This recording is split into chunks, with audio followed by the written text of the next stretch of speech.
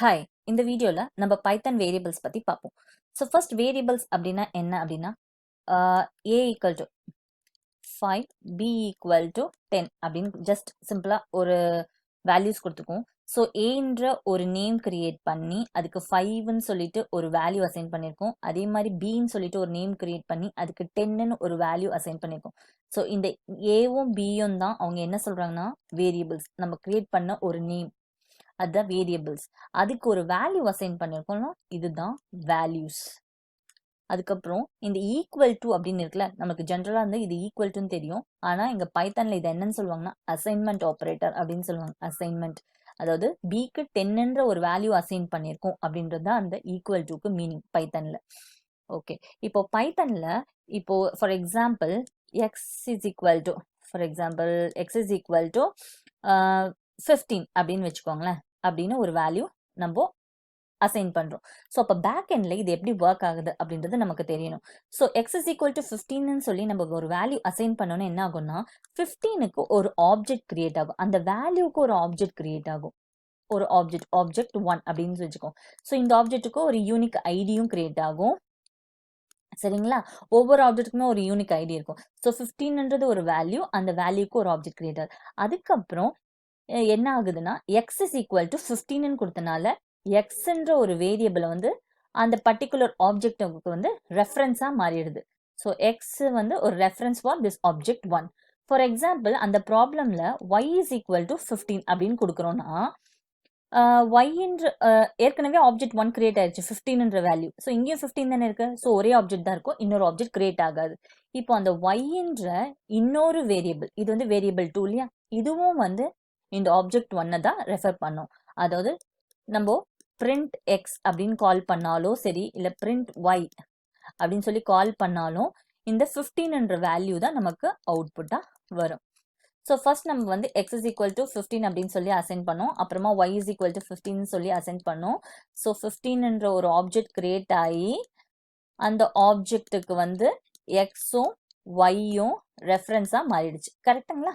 So இப்போ திடீர்னு ஒரு ப்ரோக்ராம் எழுதிட்டு இருக்கும் போது ஒரு ஒரு 10th லைன்ல திடீர்னு ஒய்க்கு வந்து நான் வேற ஒரு வேல்யூ அசைன் பண்றேன். y is equal to 20 அப்படின்னு சொல்லி அசைன் பண்றேன். அப்போ என்ன ஆகும் அப்படின்னா அப்போ இந்த 20க்கு ஒரு ஆப்ஜெக்ட் கிரியேட் ஆகும். ஏன்னா 20ன்ற ஆப்ஜெக்ட் இன்னும் கிரியேட் ஆகல, 15க்கு மட்டும் தான் ஆப்ஜெக்ட் இருக்கு. ஸோ 20ன்னு ஒரு ஆப்ஜெக்ட் கிரியேட் ஆகும். இது ஆப்ஜெக்ட் 2, இதுக்கு வந்து ஒரு யூனிக் ஐடி வந்து கிரியேட் ஆகும். ஸோ அதே மாதிரி ஆப்ஜெக்ட் 1க்கும் ஒரு யூனிக் ஐடி இருக்கும். சரிங்களா? 15, அதாவது இந்த 15ன்ற நம்பருக்கு கிரியேட் ஆகிற ஐடி தான் அது. இப்போ இந்த ஒய் என்ன ஆகும்னா இவ்வளோ நேரம் நமக்கு 15 ரெஃபர் பண்ணிட்டு இருந்துச்சுல, இப்போ இந்த ரெஃபரன்ஸ் வந்து கேன்சல் ஆகி ஒய் வந்து 20 ரெஃபர் பண்ணாது. அதாவது இந்த ஆப்ஜெக்ட் 2 ரெஃபர் பண்ண ஆரம்பிச்சோம். ஸோ இதுக்கப்புறமா நம்ம, அதாவது இந்த ஸ்டேட்மெண்ட்டுக்கு அப்புறமா பிரிண்ட் ஒய் அப்படின்னு சொல்லி நம்ம எங்க கால் பண்ணாலும் ஒய் வந்து ஆப்ஜெக்ட் 2 ரெஃபர் பண்றதுனால ஆப்ஜெக்ட் 2ல இருக்க இந்த வேல்யூவை தான் நமக்கு அவுட்புட்டா கொடுக்கும். ஸோ இப்படி தாங்க பைத்தான்ல பேக் எண்ட்ல நமக்கு ஒர்க் ஆகுது. அதுக்கப்புறம் இன்னொன்று சி பிளஸ் பிளஸ் ஜாவா இதுலலாம் பார்த்தீங்கன்னா இனிஷியலாக நம்ம என்ன பண்ணுவோம்னா இன்ட் எக்ஸ் ஃப்ளோட் ஒய் அப்படின்னு சொல்லிட்டு வேரியபிள் டிக்ளேர் பண்ணுவோம். அதாவது எக்ஸ்ல நீங்க என்ன வேல்யூ ஸ்டோர் பண்ண அசைன் பண்ணாலும் அது எல்லாமே இன்டீஜர், ஒய்ல நீங்க என்ன வேல்யூ அசைன் பண்ணாலும் அது எல்லாமே ஃப்ளோட். அந்த மாதிரி ஃபர்ஸ்டே வந்து அது இந்த வேரியபிளுக்கு வந்து ஒரு டேட்டா டைப் டிக்ளேர் பண்ணுவோம். ஆனால் பைத்தன்ல வேரியபிளுக்கு டேட்டா டைப் டிக்ளரேஷனே கிடையாது, அப்படி ஒரு கான்செப்டே கிடையாது. அதுக்கு பதில் பைத்தான் வந்து எப்படி ஒர்க் ஆகும் அப்படின்னாக்கா, ஸோ எக்ஸ் வந்து நம்ம 15 அப்படின்னு சொல்லிட்டு நம்ம மென்ஷன் பண்ண உடனே இந்த 15ன்றது வந்து ஒரு ஆப்ஜெக்ட்ல போய் ஸ்டோர் ஆகுது இல்லையா, அப்பவே வந்து அந்த ஆப்ஜெக்ட்டுக்கு ஒரு டேட்டா டைப் கிரியேட் ஆகும். ஒரு ஆப்ஜெக்ட் வந்து என்ன மாதிரி டேட்டா டைப்பா வேணா எப்ப வேணா மாறிக்கலாம். ஸோ இப்போ வந்து 15 அப்படின்றது இன்டீஜர்னு தெரியும் இல்லையா, ஸோ 15ன்றது இன்டர்னலாவே அது இன்டீஜர் அப்படின்னு சொல்லிட்டு நமக்கு இனிஷியலைஸ் பண்ணிடும். ஒருவேளை நான் ஸ்ட்ரிங் ஏதாவது திடீர்னு எக்ஸ் இஸ் ஈக்குவல் டு ஒரு பாதி ஸ்டேட்மெண்ட், இப்போ வந்து இங்க ஒய் 20 அப்படின்னு சொல்லி மாற்றணும் இல்லையா, அப்புறம் ஒரு 10 ஸ்டேட்மெண்ட் கழிச்சு நான் Y is equal to hi அப்படின்னு சொல்லி நான் மாற்றணும்னு வச்சுக்கோங்க. அப்போ ஹாய்ன்றதுக்கு வந்து ஒரு ஆப்ஜெக்ட் கிரியேட் ஆகி இது வந்து ஆப்ஜெக்ட் 3 மாறிடும். இதுக்கு ஒரு யூனிக் ஐடி கிரியேட் ஆகிடும். இப்போ ஒய் வந்து 20 ரெஃபரன்ஸ் இதுவாகி இப்போ ஒய் வந்து ஹாய் அப்படின்ற இந்த ஆப்ஜெக்ட் 3 வந்து ரெஃபர் பண்ண ஆரம்பிச்சு. இதுக்கப்புறம் பிரிண்ட் ஒய்ன்னு கொடுத்தீங்கன்னா உங்களுக்கு ஹாய் அப்படின்னு தான் உங்களுக்கு பிரிண்ட் ஆகும். இப்படி தான் ஒர்க் ஆகும். ஸோ இப்போ வந்து ஆப்ஜெக்ட் 3 உடைய ரெஃபரன்ஸ் டைப் என்னன்னு பார்த்து, அதாவது ஆப்ஜெக்ட் டைப் என்னன்னு பார்த்தீங்கன்னா உங்களுக்கு வந்து அவுட்புட் வந்து ஸ்ட்ரிங்காக வரும். ஸோ இன்டர்னலாகவே பைத்தான் வந்து டேட்டா டைப்ஸ் எல்லாமே ஹேண்டில் பண்ணிக்குது. ஸோ இது வந்து நமக்கு தெரிஞ்சிருக்கணும். சரி, இப்போ நம்ம ப்ரோக்ராம்குள்ளே போய் பார்ப்போம். ஒரு ஃபைல் கிரியேட் பண்ணி ஃபைலை வந்து நான் வேரியபிள் டாட் பை அப்படின்னு சொல்லி சேவ் பண்ணிட்டேன். ஸோ இப்போ வந்து ஐ அப்படின்னு சொல்லிட்டு ஒரு வேரியபிள் கிரியேட் பண்ணிக்கலாம். ஐ இஸ் ஈக்குவல் டு 5. இப்போ பிரிண்ட் பண்ணோம். இப்போ ஐயை பிரிண்ட் பண்ணோம் அப்படின்னா கண்ட்ரோல் எஸ் கண்ட்ரோல் பி, நமக்கு 5ன்னு ஒரு அவுட்புட் கிடைச்சிருச்சு. ஐ ஈக்குவல் டு ஐ பிளஸ் 5 அப்படின்னு வச்சுக்கலாம். சரிங்களா? இப்போ நான் பிரிண்ட் ஐ அப்படின்னு கொடுத்தேன்னா இப்போ ஐ வந்து I is equal to I plus 5. ஐக்கு ஏற்கனவே 5ன்ற வேல்யூ இருக்கு. இப்போ அது கூட 5ன்ற வேல்யூ நான் ஆட் பண்றேன். அப்போ ஐயுடைய வேல்யூ 10 மாறி இருக்கும். கண்ட்ரோல் பி, இப்போ 5. ஏன்னா இந்த ஃபர்ஸ்ட் லைன்ல இருந்து ஸ்டேட்மெண்ட் எக்ஸிக்யூட் ஆகும் ஒவ்வொரு வாட்டி நீங்க ரன் பண்ணும் போதும். ஸோ ஐ வந்து 5ன்ற இந்த ஃபர்ஸ்ட் அவுட்புட் நமக்கு ரன் ஆகுது. அதுக்கப்புறம் ஐயுடைய value I is equal to I plus 5. I value வந்து டிக்ளேர் ஆகி இப்போ வந்து ஐயுடைய வேல்யூ என்னென்ன இருக்கும்னா 10 இருக்கும். ஓகே. ஸோ இப்போ வந்து இந்த ஐ வந்து 5ன்னு மட்டும் தான் மென்ஷன் பண்ணியிருக்கோம். இதோட டேட்டா டைப் நம்ம மென்ஷன் பண்ணல. ஸோ டிஃபால்ட்டாக வந்து என்ன பண்ணோம், பைத்தான் இன்டர்னலாகவே அதை ப்ராசஸ் பண்ணிடும் அதோடைய டேட்டா டைப்னு நம்ம சொன்னோம் இல்லையா. ஸோ இப்போ இது வந்து டேட்டா டைப் என்ன அப்படின்றத நம்ம செக் பண்ணோம். அதுக்கு வந்து டைப் அப்படின்ற ஃபங்க்ஷன் யூஸ் பண்ணி டைப் ஐ, அதாவது அதோடைய ஐயுடைய டேட்டா டைப் என்ன அப்படின்னு சொல்லிட்டு நம்ம பார்ப்போம். ஸோ இங்கே பாருங்க இன்டீச்சர் அப்படின்னு சொல்லிட்டு வருது. ஸோ ஃபார் எக்ஸாம்பிள் இப்போ ஜே ஈக்குவல் டு 3.5 அப்படின்னு இருக்குன்னு வச்சுக்கோங்க. Print type J, control P. இங்க பாருங்க ஜே உடைய இது என்னன்னா ஃப்ளோட். ஸோ இது வந்து இன்டர்னலாகவே ப்ராசஸ் ஆகிக்குது. ஸோ நம்ம எதுவும் வந்து ஸ்பெசிஃபிக்காக கொடுக்கணும் அப்படின்னு எதுவுமே இல்லை. இப்போ X is equal to hi அப்படின்னு கொடுக்குறோம்னு வச்சுக்கோங்க. அண்ட் பிரிண்ட்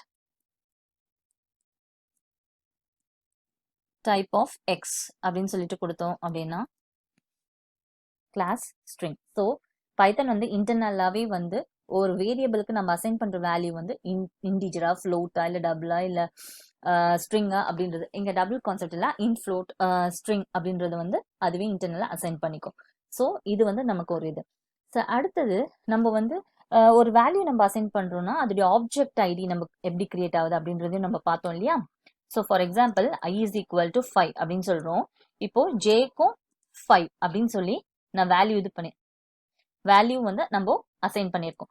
ஸோ இப்போ இதோடைய ரெஃபரன்ஸ் இதுக்கு வந்து 5ன்றதுக்கு ஒரு ஆப்ஜெக்ட் கிரியேட் ஆகும்னு சொல்றோம்ல.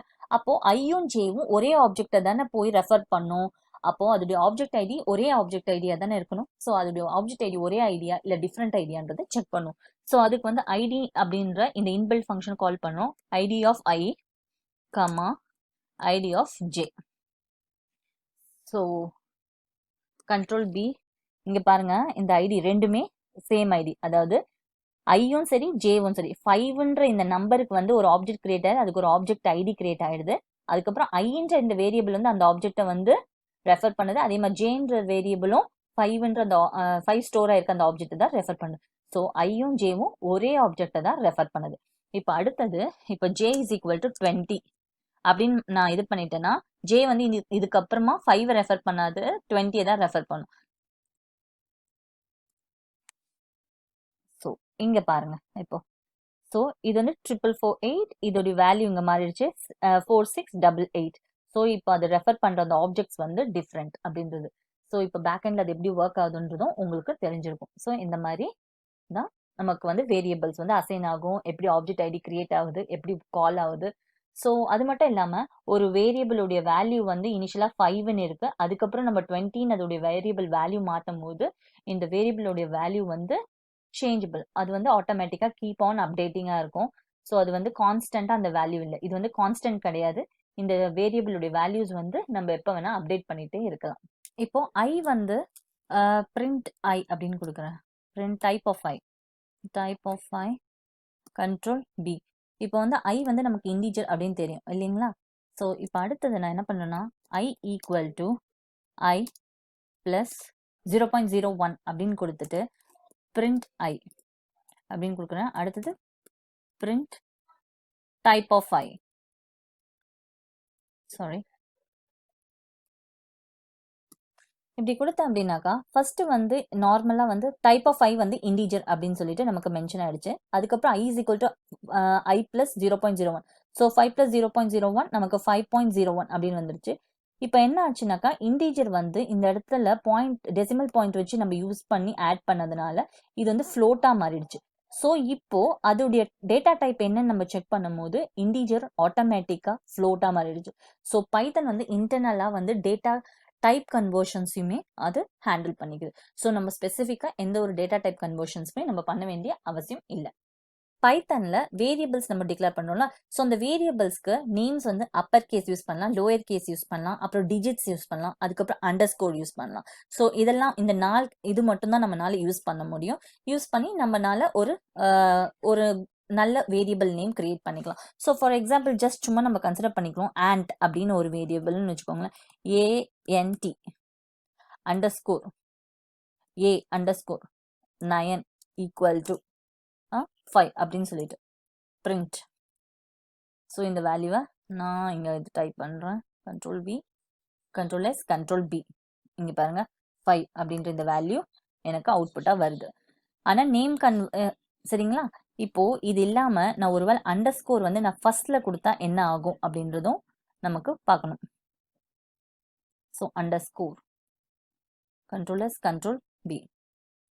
ஸோ அண்டர் ஸ்கோர் முன்னாடி கொடுத்தாலும் நமக்கு அவுட்புட் வருது. பட் டிஜிட்ஸ் நான் ஃபர்ஸ்டா கொடுத்தா என்ன ஆகும்? கண்ட்ரோல் எரர் வரும். ஸோ டிஜிட்ஸ் வந்து நம்ம யூஸ் பண்ணலாம், பட் நமக்கு வந்து ஃபர்ஸ்ட் கேரக்டரா யூஸ் பண்ணக்கூடாது. வேரியபிளுடைய ஃபர்ஸ்ட் கேரக்டரா நம்ம டிஜிட்ஸை யூஸ் பண்ணக்கூடாது. ஸோ ஜென்ரலா ரெக்கமெண்டட் என்னன்னாக்கா ஒரு கேரக்டர், அதாவது A to Z, upper case character A to Z இல்லைனாக்கா lower case character A to Z நம்ம யூஸ் பண்றது பெஸ்ட். ஜென்ரலா வந்து நம்ம வந்து 3 விதமா நம்ம வந்து வேரியபிள் நேம்ஸ் வந்து கன்ஸ்ட்ரக்ட் பண்ணலாம். ஒன்று வந்து கேமல் கேஸ் அப்படின்னு சொல்லுவாங்க. கேமல் கேஸ் அப்படின்னாக்கா first letter, for example number of students அப்படின்னு வச்சுக்கோங்களேன். Number capital OF STUDENTS. அதாவது கேமல் கேஸ் அப்படின்னா ஃபர்ஸ்ட் கேரக்டர் எப்பவுமே ஸ்மால் லெட்டர்ல ஸ்டார்ட் ஆகணும். அதுக்கப்புறம் ஒரு ஆட் பண்ற நியூ வேர்ட் இருக்கு இல்லையா, இந்த ஆஃப்ன்றது ஒரு வேர்ட், ஸ்டூடெண்ட்ஸ்ன்றது ஒரு வேர்ட்ல. ஸோ இந்த ஆஃப்ல O வந்து கேப்ஸா இருக்கும், இந்த ஸ்டூடெண்ட்ஸ்ன்ற இந்த வேர்ட்ல S வந்து கேப்ஸா இருக்கும். இது வந்து கேமல் கேஸ் அப்படின்னு சொல்லுவாங்க. ஸோ இந்த மாதிரி கேமல் கேஸ் யூஸ் பண்ணலாம். அப்படி இல்லை அப்படின்னா பாஸ்கல் கேஸ் அப்படின்னு சொல்லுவாங்க. ஸோ பாஸ்கல் கேஸ் அப்படின்னா எப்படி இருக்குன்னா எல்லா வேர்டுடைய ஃபர்ஸ்ட் லெட்டருமே வந்து நமக்கு கேப்ஸா இருக்கும். அதாவது number of STUDENTS, number of students எப்படின்னு இருக்கும். ஸோ சாரி, இது வந்து நம்பர். பாஸ்கல் கேஸ்ல, ஸோ கேமல் கேஸ்ல எல்லாமே ஃபர்ஸ்ட் லெட்டர் வந்து ஸ்மால் லெட்டர், அதுக்கப்புறம் இருக்க ஒவ்வொரு வேர்டுடைய ஃபர்ஸ்ட் லெட்டருமே வந்து நமக்கு கேப்ஸா இருக்கும். பாஸ்கல் கேஸ்ல எல்லா வேர்டுடைய ஃபர்ஸ்ட் லெட்டருமே நமக்கு வந்து கேப்ஸா இருக்கும். அதுக்கப்புறமா இன்னும் மூணாவது ஒன்று இருக்கு, ஸ்னேக் கேஸ் அப்படின்னு சொல்லுவாங்க. இந்த ஸ்னேக் கேஸ் எப்படின்னாக்கா எல்லாமே வந்து ஸ்மால் லெட்டரா தான் இருக்கும். பிளஸ் நம்ம வந்து அண்டர் ஸ்கோர் யூஸ் பண்ணிக்குவோம். So for example number underscore of underscore STUDENTS. So இதுதான் ஸ்னேக் கேஸ் அப்படின்னு சொல்லுவாங்க. ஸோ இதுல மூணுலையும் நம்ம பைத்தானை பொறுத்த வரைக்கும் பாஸ்கல் கேஸ் வந்து நம்ம மாடியூல்ஸ் அப்புறம் பேக்கேஜஸ் கிரியேட் பண்றதுக்குலாம் பாஸ்கல் கேஸ் யூஸ் பண்ணிக்குவோம். அப்புறமா வேரியபிள்ஸ், கிளாஸ் இதெல்லாம் யூஸ் பண்றதுக்கு வந்து ஸ்னேக் கேஸ் யூஸ் பண்ணிக்குவோம். ஸோ இதை பத்தின டீடைல்ஸ் வந்து நீங்க python.org போயிட்டு நீங்க வந்து நேம் கன்வர்ஷன்ஸ் எப்படி கொடுக்கணும் அப்படின்றதுல பாத்தீங்கன்னா உங்களுக்கு தெரியும். ஸோ இதுல வந்து எது பெஸ்டா இருக்கோ ஏதாவது ஒன்று சூஸ் பண்ணி அதையே நம்ம வந்து கம்ப்ளீட் ப்ரோக்ராம்லையும் ஃபாலோ பண்ணிட்டு வந்தோம்னா பெஸ்டா இருக்கும். ஸோ இதுதாங்க ஓவரால வேரியபிள்ஸ் பத்தி நான் சொல்லணும்னு நினைச்சது. ஸோ வேரியபிள்ஸ் வந்து எப்படி நம்ம டிக்ளேர் பண்றோம், அது பேக்எண்ட்ல எப்படி ஒர்க் ஆகுது, வேரியபிள் டைப்ஸ் எப்படி, வேரியபிளுடைய ஐடி எப்படி வந்து பின்ன பேக்எண்ட்ல ஒர்க் ஆகுது. அது மட்டும் இல்லாம வேரியபிள்ஸ்க்கு வந்து நம்ம வந்து எந்த ஒரு விதமான டேட்டா டைப்பும் டிக்ளேர் பண்ண வேண்டாம். ஸோ இன்டர்னலா பைத்தனே வந்து ப்ராசஸ் பண்ணிக்கும். அது மட்டும் இல்லாம பைத்தன் வேரியபிள்ஸ்க்கு வந்து நேம் கன்வென்ஷன்ஸ் எப்படி கொடுக்கணும் அப்படின்றதையும் நம்ம பார்த்தோம். ஸோ இந்த வீடியோ உங்களுக்கு ரொம்ப யூஸ்ஃபுல்லா இருக்கும்னு நம்புறேன். Thank you so much.